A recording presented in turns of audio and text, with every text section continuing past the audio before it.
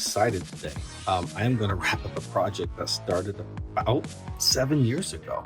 I was on RCCrawler forums and came across a guy named Sam Seng who was selling a rolling chassis RC crawler kit. I'll plead my ignorance. I don't know who Sam is exactly, and I might not even be saying his name correctly, but I think he has something to do with RC, the Orlando Hunter RC trucks, or maybe he is Orlando Hunter. I don't know, but I do know that this guy makes some amazing hardware. I mean, look at that. It is like jewelry. That's beautiful. Unfortunately, I broke a UV joint, and with no parts available, I'm not good enough to rebuild that. So this truck went onto a shelf and sat for a number of years until the Axial SCX24 came out. And I was able to take parts and pieces from that truck along with a few other trucks to put together what I feel like is one of the best scale driving experiences I've ever had on a truck this size. In my terminology, scale meaning that the wheels are tucked into the wheel wells and it looks as realistic as possible. In the RC hobby, I have airplanes and drones and bashers and crashers and racers and crawlers. But I feel like my passion falls into these smaller scale trucks because they're easy to carry around and travel with them, take them anywhere and drive them all over the place. And yeah, that's just where most of my hobby passion lies. But with that said, now that I found the right combination of all the parts and pieces, I thought it was time to break it down one final time, clean up the frame, put thread locker on everything, and assemble this to make one complete model that is going to make some amazing videos next spring. So now that it's broken down, a lot of people are interested on what's in it, and I'll just go through it kind of part by part. And then I'll tie in maybe a build video and a time lapse. And of course, like always, I will take all my build notes, pictures, and videos and put them on RC Crawler forums and the Scale Builders Guild, which is one of my favorites. I don't feel great putting my stuff on Scale Builders Guild because the people on that forum are literally amazing. They will take flat sheets of styrene and build the coolest trucks you've ever seen. So if you haven't seen the Scale Builders Guild, check them out. They're awesome. Okay, so let's go through this part by part. Start with the body. The shell was actually part of a $25 RC car that was on sale on Amazon in the UK. And I wasn't able to get it shipped here to the United States, so Sam was able to purchase this and send it with the rolling chassis kit. I just disassembled the RC car, pulled the guts out. I just cut the bottom out, and I kept as much of the undercarriage as possible. And I wanted to have wheel wells and something to help kind of hide the electronics. And then I covered it in a Plastidip, which kind of makes it look like it's a rhino linered setup. And over here, I actually peeled the Plastidip off because that's a beautiful thing about Plastidip. It peels right off if you need it to make some cuts and to bend this out a little bit more. And I just need to finish the bottom up. As a matter of fact, the body actually has a little bit of work to go through this winter. But now the body was pretty much bare in stock, but except for the spare tire. And I've added pieces from the RocHobby /FMS LC80 Toyota. I took the roof rack, the roof lights, the ladder, which I didn't want to put it on the back, and I think it looks really nice stuck to the side like this. The snorkel, which is just attached by two-sided tape right now. Again, this body has some work to go through, and the bumper. Now, I'm not 100% sold on the bumper. I mean, it does look good, but if you've seen some of my climb videos or crawl videos with this truck, I've got really good clearance, especially as I'm coming downhill. And I don't know if this bumper is going to add too much clearance or too much extra. If it's not going to stick out far enough, it's going to, cause any problems there. So I'm not sure if I'll keep that bumper on there. But for the most part, that's the body. Some scale accessories on the top, a couple little coolers, the tire from an Axial kit, some stuff here, and then some sand ladders I got from, I think, Injora. Inside the body, I do have the lights coming down, and I actually have a saddle pack because there's like a little holding lip inside here. And I have saddle pack batteries, so I can put 2 batteries in here, and this thing will run for almost an hour and a half. It's crazy. So that is the body. Moving on to the axles, I had mentioned that they're SCX24 axles. There's already so much weight in the frame and the tires that I have not done anything special to these. They don't need any extra weight. I will be pulling the cover off here, the differential cover, painting it up, And I have the original links from Sam that I've painted just to look nice because they were copper color. The original shocks, which I believe this is kind of the shock that you find on the 18th scale models now. So, and that's it. It's pretty simple. We have the front axle, same thing. The stock links from Sam, shocks from Sam, hot racing metal steering arm up front. We have the pile of electronics, which again, this model felt really complicated building it, but it's pretty simple as I break it down. Speaker plugs into the WPL version 3 receiver for audio. Got a power switch. We've got an on and off switch for our roof rack lights. The headlights in the car were kind of an ugly blue color, that whitish blue. These are old, soft, warm. Well, they're new lights, but they're a soft, warm white, which gives it kind of that older headlight look. And then just a lead for it. And then I've got my power cable, which goes from the ESC to the battery with a little side power for the receiver. And that is all the electronics for that, or the wiring, I guess. Next, we have the Axial SCX24 skid plate and the transmission and the Furitek Komodo motor. Beautiful, beautiful motor. Love this thing. We're using stock drive shafts here. And again, I'm not switching to metal or brass on any of this stuff because the frame didn't quite fit the transmission. So there's a little bend and flex to it, which I wouldn't be able to get with the metal. Going on to the ESC, you all know what this is, so I'm not going to go into super detail. This is the Furitek Tegu ESC with the waterproofing case on it. It has the external ability to connect to another ESC, or sorry, a receiver, which I'm using the WPL RES V3. This I get a lot of questions about because when I list it in my parts, they're like, "What is that?" WPL, I'm sure you've heard of them. They make the cheap little model crawlers. A lot of people maybe throw a little shade their way, but all I can say is I bought their K44 metal kit, and although it had a few issues, that kit was $50. And with the electronics kit that goes with it, it was a $78 kit. So, you can bag on it all you want. For 78 bucks, it's a nice crawler. But I did fall in love with their receiver. And the receiver has a lot of functionality to it. So first of all, we can connect it to an external ESC just by plugging those in together.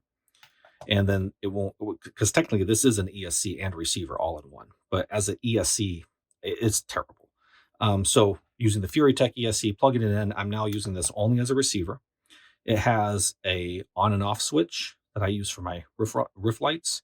I have the steering servo, and then I have a winch abilities right there. And what's nice is when you look at the transmitter, you can turn off your different sets of lights. You can press both of those down and switch between models. And then you also have a built-in winch switch. So, this combination along with the speaker is like $33. It's crazy. So again, we have on and off switch. We have the servo. We have the winch control. I have the speaker, and you can either get a petrol or a diesel. I really do suggest getting a petrol because a diesel sounds a little funny, especially if you're going to put it in more of a civilian vehicle. I think their diesel boards are built for their military trucks. Then I've got headlights, taillights, turn signals left and right. I don't ever use turn signals in my crawlers anymore. I think it's a little weird looking. And of course, power switch and some things like that. So this is a great value and a great addition. The only problem with it though is putting it in anything smaller than an 18th scale. Like I have one of these inside my my Mini Z 4x4 Jimny, and it was a little hard to get this big board in there. But I fit it in there. Okay, then we're moving on to the servo. This guy is a mofo servo. I was using Emax. Nothing wrong with these, but I did need a heavy duty servo because this truck weighs so much. And I thought that the Emaxes were getting burnt out, but I realized that I actually had caused damage to one of my WPL receiver boards, and it was giving too much voltage to the servo, causing it to short out. So I didn't need to change from the Emax, but I have changed. And I'm just going to stick with this and put the Emax in something else. Okay, that's basically it. But I will take a few seconds to talk about the tires here. Again, covered in moss. I've been driving this down at the dam, and I got some parts and pieces laying there. So we've got some scale hubs on there, which is really nice. I think that looks great. Using the Axial trail grappler stock tires that come on most of the XCX crawlers. But for this particular model, it looked awesome. But what's most important is the little secret that a lot of people don't know about. If you can hear that, and as I drop moss everywhere. There's about 40 grams of BBs inside these tires. And being inside the tire, as it rolls, the BBs always fall to the bottom of the tire. So when we talk about low center of gravity, you can't get lower than the tire itself. So if you're getting these SCX24 models and you're spending 20, 30, 40, 50, $60 on buying brass, you can save yourself a lot of heartache.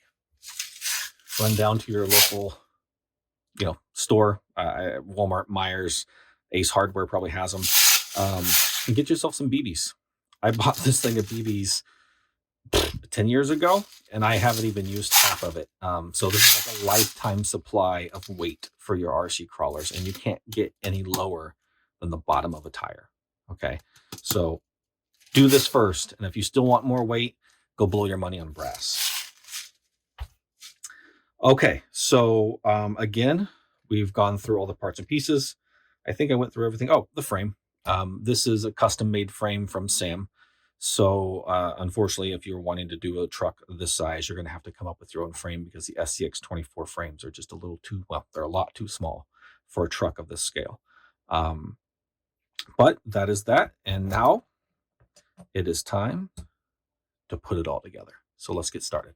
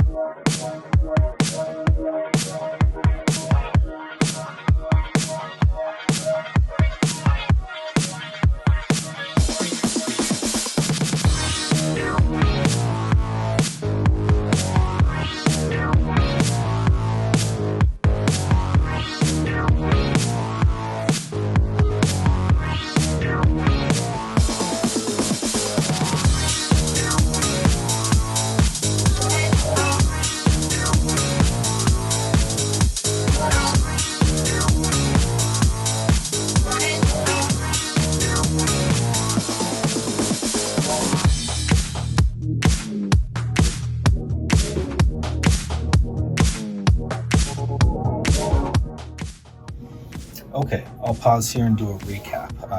Installed the front and rear axles, painted the diff covers, installed the servo, installed the motor and transmission, installed the ESC, waterproofed the Bluetooth module, waterproofed the receiver. One thing I didn't put on video because it's pretty boring and it's pretty self-explanatory is the cabling. It did come out nice and clean, so I was able to drop the ESC cable right along the frame and be able to tuck the connector right between the frame and the transmission, not touching anything. Perfect and out of the way. Put two little zip ties, and again the the receiver is just floating right now. I'm gonna build a little stand for it to sit on so it's not anywhere near the metal, and then I'm gonna put a little arm sticking up so the speaker can mount maybe 3 or 4 inches high. It's going to be waterproofed, the speaker is, but I still want to try to keep it out of the water as much as possible. On the other side, again, just use a little shrink tubing to tuck it in right between the frame rail and the transmission. That really came out pretty clean. I'm happy with that. And again, I might dip or waterproof the servo, but I'm not sure if it's needed right now. So next, I'm just gonna build the little platform for this receiver. I'm gonna leave the rest of it exposed. I'm not worried about too much damage now that it's waterproofed. And again, build a little arm to get the speaker mounted up higher.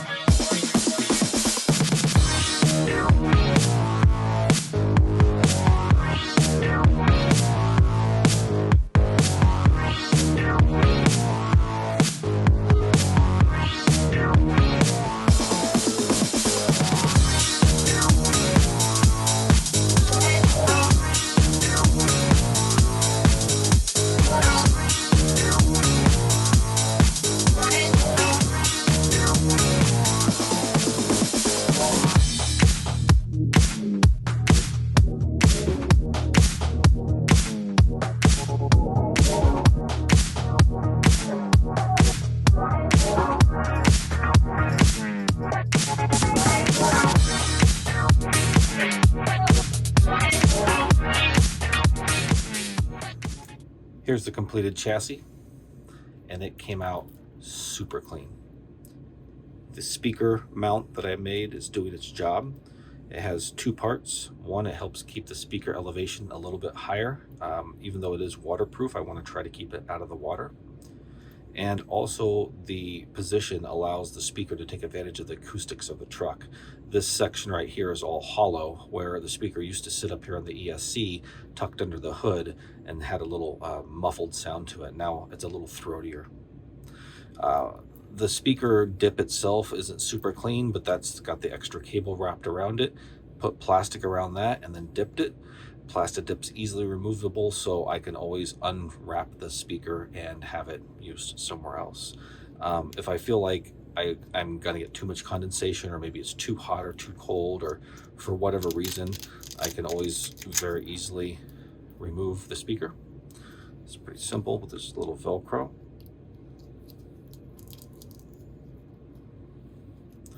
And again, just showing how clean this truck ended up looking.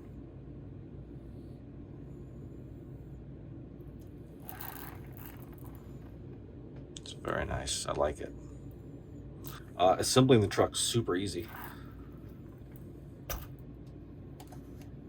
couple screws on the front end. There's a bracket on the front. Just drop those 2 screws into the bracket, and the back end just falls right into place. All right, just dropped in there, falls into place right there. Perfect fit. I think he might have even made this chassis for this truck. I'm not sure. a little archaic on my end, but when I very first got this truck 6 or 7 years ago, I just put these tabs here and shoved in a couple wood screws, something with some good teeth, good bite to hang onto that plastic. That just secures the truck completely together. I could probably make this 10 different ways better, but for now and probably even in the future, I'm just gonna stick with that. With a saddle pack battery, it lasts for an hour and a half. So putting the screws on, connecting the battery out in the trail, disconnecting the battery when I'm done, I won't disassemble it until I'm ready to drive it again and recharge the batteries. Here's the body stripped down. This is what it looked like before any of my modifications. As a reminder, I'll be spraying Plastidip on the bottom undercarriage here, just to give it a clean look. I got a little overzealous when I cut the hole in the sunroof for the lights, so I've got a piece of styrene that I've cut down to shape. I will paint that gloss black to match the windows and then put a clean hole in there. For the lights themselves, they came from eBay, 3mm, soft white. The resistor is already in there, so they're basically just plug and play. I'll be hooking them back up to the RocHobby FMS roof rack. And the next thing I need to do is to dunk the on and off RC switch into the Plastidip.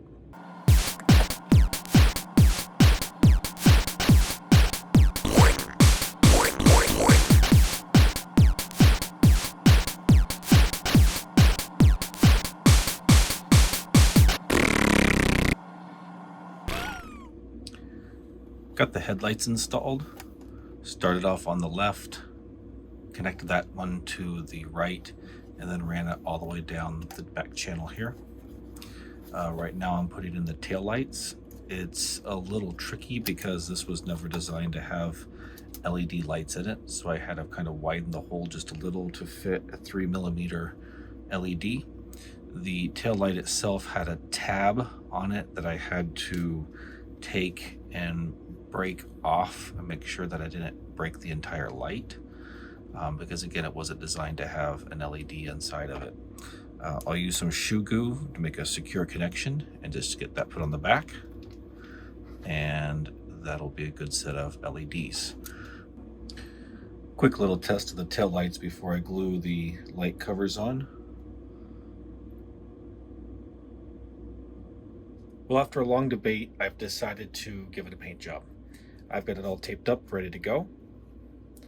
It was kind of interesting when I tried to take the mirror stickers off. I realized they weren't stickers, but actually a hard reflective plastic, so an actual mirror. That was kind of neat.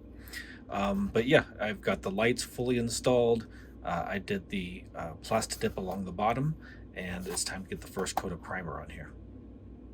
Okay, this project is almost finished, and I need it to be finished because I have so many other cool things to work on. But this is my favorite truck, and well, at least one of my favorite trucks, and I really wanted to give it the attention that it deserved. That's why I went ahead and decided to paint the body. To get to this point, I washed it, primered it, sanded it, gave it another primer, and that's good enough. It's going to get scratched up, and now that I've gone past the point of no return and painted it, I'm sure I'm going to paint it again in the future. In the last clip, I talked about the undercarriage, how I spray on Plastidip. It gives the inner fender wells a nice factory, really nice finish there. In addition, I also installed the headlights, the fog lights, the brake lights, and the reverse lights. Those are all coming to a nice and clean lead that's easy to plug into the receiver. I also installed the saddle pack batteries that are sitting on up in little pockets right here. They're Velcroed in, but I honestly won't even take them out. I'll just use the lead right here to charge them, then tuck it away. Once this truck is charged, it gets a long drive time, very, very long time. So yeah, let's see here. That's about it. I have paint on the way. I'm looking at possibly, to me, a dull red, maybe a burnt orange, white. I don't think I'll do black. If I do, it'll be a flat black with gloss black trim. I'm definitely not going to do any green or olive green or drab green or any kind of green. Green's my favorite color, and I've got a lot of green trucks. So I'm going to go ahead. I've got about 5 or 6 days to wait for the paint to arrive. I want to get started on my Micro Shark, so I'm just going to assemble partially put the ladder back on the snorkel and the roof rack, put it back onto the chassis, and set it up on the shelf. I'll put the let's see what I have left over here: the Mercedes emblem, the rearview mirrors, the windshield wipers, my license plates. I'm going to get another one of the same tires for the spare and replace that on the roof rack to replace the Axial stock tire that's there. And then I still have to decide if I'm going to be using the bumper and the winch. I have the full ability to put winch control into the truck. The transmitter, as I showed earlier, has a winch switch. But at this point, I'm really liking the truck as it is. You know, winches are cool, but I use them very seldom. So with that said, I'm gonna assemble this, put it on a shelf, and wait for the paint to arrive.